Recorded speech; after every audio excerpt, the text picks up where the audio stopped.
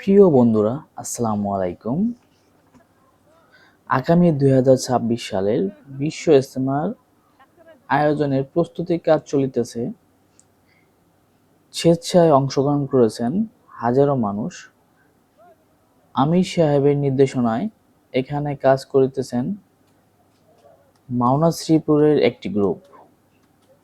চলুন দেখে আসি কিরকম কাজ এখানে করতেছেন আমাদের ভাইয়েরা। বিশাল একটি জঙ্গল, জঙ্গলে প্রচুর গাছালি হয়েছে। তো ওনারা এই গাছগাছালি গুলো পরিষ্কার করতেছেন। তো আপনারা দেখতে পাচ্ছেন মাওনা শ্রীপুর থেকে আসা এসকিউ সেলসিয়াস নামে একটি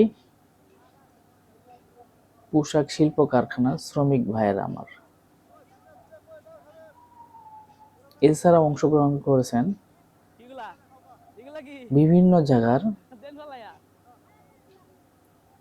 মুসল্লি ভাইয়েরা। বিশাল একটি মাঠের ভিতর প্রচুর গাছপালা হয়েছে, জঙ্গল। তো এই জঙ্গলটাই পরিষ্কার করতেছেন আমাদের ভাইয়েরা।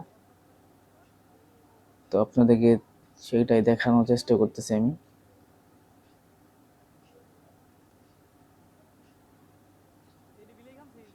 যারা বিলাই হুঙ্গি ছিলেন না তারা দেখেন এই যে বিলাই হুঙ্গি কারে হয়। আঞ্চলিক ভাষায় বিলাই সিঙ্গি। হ্যাঁ, ঠিক আছে। দিয়ে আমরা অনেক কিছু করতে পারি এবং আনন্দ ভোগ।